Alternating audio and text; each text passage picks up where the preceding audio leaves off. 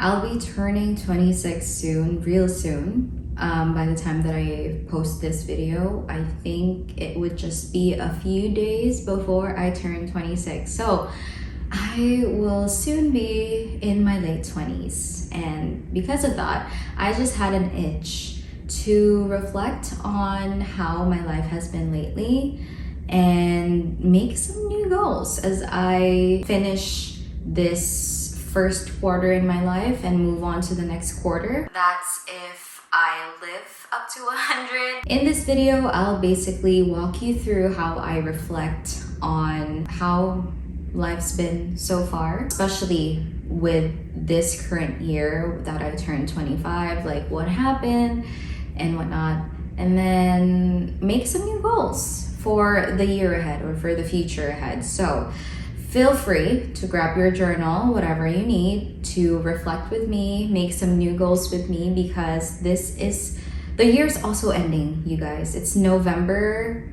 what? By the time you're reading, by the time you're watching this, it's gonna be middle of November. So what better time to reflect on this year and to make some new goals than that? Okay, before we start, I just want to say how truly grateful I am for all the experiences I've had for the past 25 years. I truly cannot imagine that I will be living a life like this at 25. I'll mention that later, but basically all I'm trying to say is everything I've had to experience so far has made me the person I am today. And although I still have quite a lot of dreams, no, not really a lot, I just have a few now. So even if I still have some dreams with me, I'm really proud of who I have become so far. I also wanted to acknowledge the privilege I have. I was gonna say I've had, but I still have that privilege with me. If my parents weren't here to support me all the way, I wouldn't be where I am today. Now, before we truly start, I'm just gonna take a sip of my matcha. I don't know if that looks green for you. I know it doesn't look as green as we want it to be, but I mixed it in with taro milk from Bingray, if that's how you pronounce the name of the brand. But I love mixing matcha with those Bingray milk, flavored milks. But today is taro day and it's just so good. Okay, I'm ready. Let's start. Now, I always approach goal setting with these 4 simple steps, and I'm gonna walk you through each and every step because I want to do it myself. I want you to do it with me. So here we go. Step 1 is to always start with gratitude and reflection. I already started that earlier by saying how grateful I am for every little experience. Well, some are not so little. So every experience, small or big experience that I've had, because I simply would not be where I am today if it weren't for those experiences. And now, since I've acknowledged how grateful I am, I also need to reflect on those experiences. Like what happened, what worked well for me, what didn't work well for me, so that I learn and make sure that I would be in a much better position in my life in the future. Now, if you're struggling to look for like one blessing that you've had so far, I'm gonna share mine. I still can't believe that I moved to a different country and I can safely say that I feel at home here. I know Philippines is home because that's where I grew up, that's where I've spent most of my life in. But moving to Canada, even though I've just been here for 2 years, I know deep in my heart that I belong here too. And I'm going to try my best every single day. what was that word that came out of my mouth? Every single day to assimilate and really integrate myself in the Canadian culture. So now I'm curious, what is one thing that you reflected on while we were doing this exercise? Were you grateful for something? Did you regret something? Because that can come up too, you know? There was this one time I was reflecting on my monthly goals, and I checked on this one goal, and I just realized, wow, I regret not doing that, even though I put it in my goals, but I never even made an effort to accomplish that goal. So I deeply regretted that. Now, the good thing about this goal setting session that we have is that we don't stop at step 1. This is just step 1 out of the 4. So now I'm gonna move on to step 2 and 3. Yes, I'm combining both of them because I think they work well when you do them together. Now, step 2 and step 3 is goal setting, step 2, and number 3 is making systems to make sure that you reach those goals that you have. Before I do that though, I'm wondering if my background is too dark for you guys. It's just in the middle of winter. It's not even the middle of winter. It's just fall here in Canada. But we're currently, I don't know why it's like, it's November 9th as I'm filming this, and we're literally in a blizzard, you guys. As you can see in the video, yesterday it was a really good fall day. My fiance and I went on a really good walk around a few parks here in downtown, and it was amazing. Now it's just blizzarding. I can't believe the amount of snow that is coming down on us today, but I was really grateful for all the sun that we had during the summertime because I didn't even need a ring light. Now I'm using a ring light, you guys. I needed to buy a ring light because there was just this week where I couldn't film at all because I was waiting for the sunlight to come.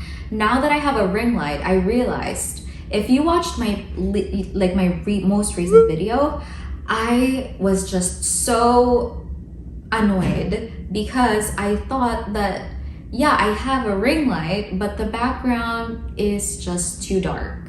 So I want to know your thoughts, you guys. Like, is my background so dark, or does it feel cozier? Because when I was editing it, I was like, okay, maybe I can make the back, maybe it's like cozier for some people, because that's what I felt.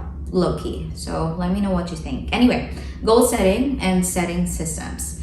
Personally, I set my goals a month before the start of the new year. So this is a perfect time for me to set new goals. Literally approaching a birthday and then a month before the new year starts. I also set goals monthly, and I do that 2 weeks before a new month starts. And I also categorize my goals into 4 categories: personal, social, financial, and my career goals. Hold on, let me just take a sip of this matcha because honestly, I'm also feeling a little dehydrated. Now, one thing I have to say in these 2 integrated steps is, since I've been doing it so consistently, I have managed to accept the fact that not all goals that I write down at the start of the year will be the same goals I have at the end of the year.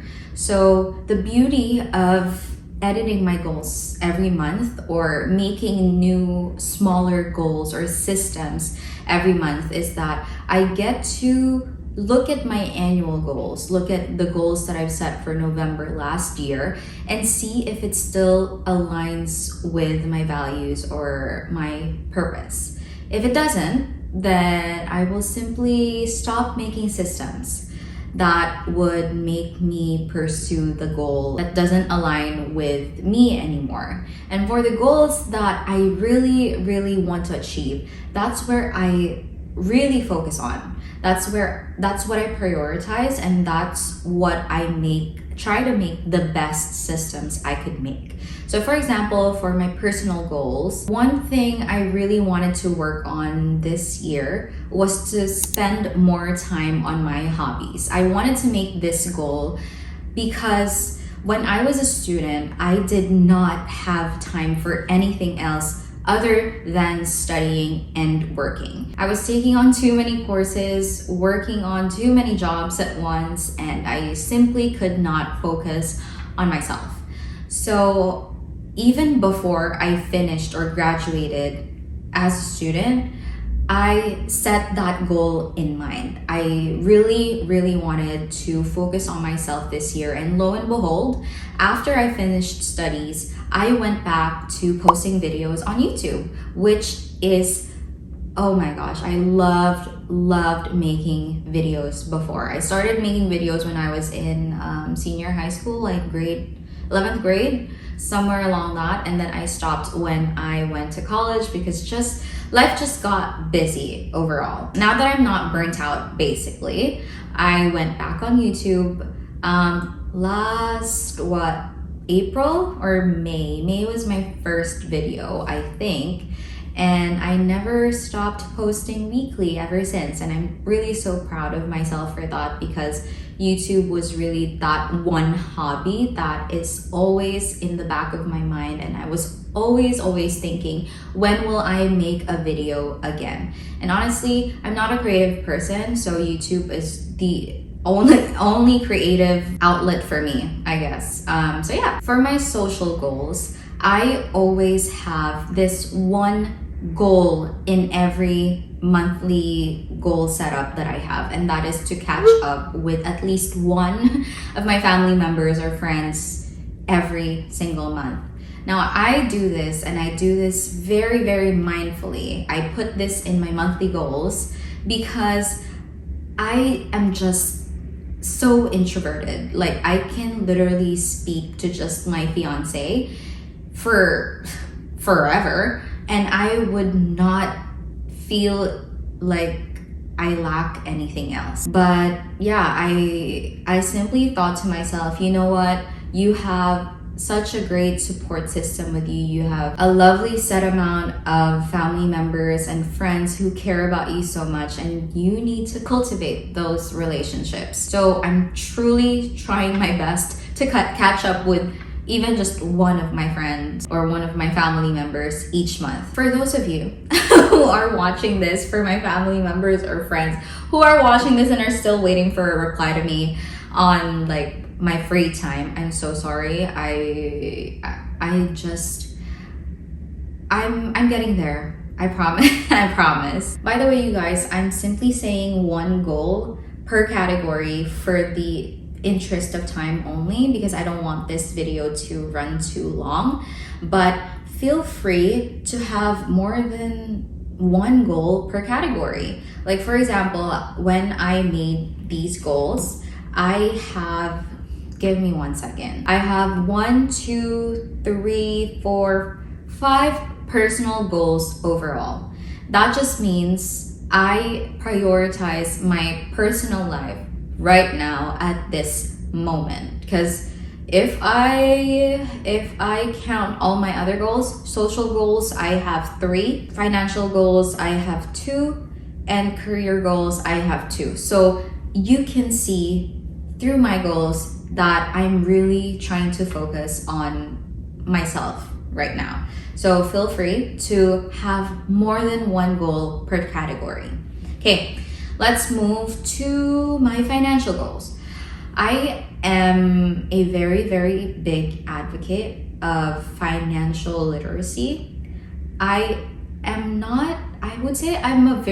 still a beginner when it comes to personal finance. My fiance is the one who's been helping me learn more about the finance sector, the personal finance sector.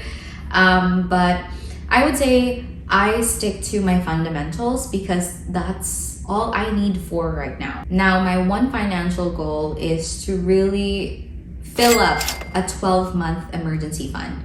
Yes, I've already made up my mind. I am building up a year's worth of emergency fund. And that's simply because I want some peace of mind. No amount of interest trade-off thingy would make me change my mind, honestly. Like, I know if I invest my money in the stock market, I'll have more interest earned than if I keep my emergency fund or my money in a high yield savings account. But again, it's the peace of mind for me. Now for my career goals, to be honest with you guys, I'm not really focused on my career now. I think for the past, I don't know how many years, I've been so focused in my career and like who I want to become professionally. And now that I am in a job that I love, I just want to be stable. That's it. I want to immerse in that industry and learn more about that industry. Okay, another round of matcha for me. Now, I say that because I did not expect for me to be in an industry so far away from what I studied for. Now, I have a bachelor's degree in operations management in the Philippines, and I have an accounting diploma here in Canada. The problem is I'm now working in the hospitality industry.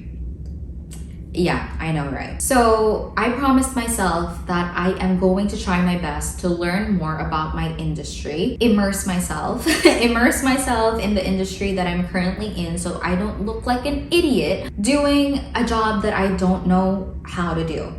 I have been in my position for around 4 months now, and I've been learning a lot. Let me tell you guys, I am just working on this one big project right now and dabbling a little bit on the accounting side for a lot of other projects because of my accounting background. But first and foremost, my position is in the hospitality industry thingy. So working on that one project has made me learn so much, and I just know that I have much more to learn about this industry. The good thing about it is that even though I'm not in the industry that I expected to be, I truly love and respect the hospitality industry. I find this job really fulfilling, and I don't have any other career goals but to understand this industry and become like the best version of an employee here, like in this position that I am right now. If that makes any sense. Now on to the last step of goal setting and reflection, and that is to reflect, to check in and to reassess all your goals that you currently have in your, I don't know, journal, notebook, Google document, whatnot. So personally, again, for me, I check in with myself every single month, and then I do a really big check-in right around November, which is the time you're watching this right now. What's really beautiful about this process is that you don't just get to see what goals you currently have or what goals you've already accomplished, but you also see the goals that don't align with who you are anymore. And when you see those goals, you don't have to feel bad about them. It's just not who you are anymore. The earlier you notice that those goals are not aligned with your vision anymore, the easier it will be for you to let go of that goal and to not make any more systems for you to accomplish a goal that you don't see a purpose accomplishing anymore. If a goal aligns with who you are, make sure that you make the best systems that you can make to accomplish that very goal. And with all the goals that don't align with who you are anymore, don't waste your energy trying to accomplish something that your heart doesn't want to accomplish anymore. That's just basically it. The ultimate goal here is to know yourself better, love yourself better, and to accomplish I keep on saying the word accomplish, but yeah, accomplishing the goals that truly resonate with you, that truly represent you as a person or as the person that you want to become. Now, as I approach my late 20s, I want to really focus on progress, not perfection. I have been a person who embraced perfection even though I know it cannot be attained. Now that I'm in my late 20s, it's time for me to embrace progress. How far have I gone? How successful am I now compared to who I was 10 years ago? And not like, you know, having that perfect life. I don't even know what a perfect life is anymore. So yeah, I guess that's the effect of having a fully developed prefrontal lobe. Is that even the right term? I'm gonna put the right term here, but yeah, I fully developed that when I turned 25. For those of you who haven't turned 25 yet and are watching this video, wait till you turn 25 and your life will just be much easier, especially when you're making decisions. I am telling you that now, trust me on that. Now, looking back on the 4 categories of goal setting: personal, social, financial, and career. What is one goal per category that you have? I wanna know more about it. Leave it down in the comments below. Now, since the year is almost ending, it's now middle of November. Let's finish this year strong so we can start 2026 stronger.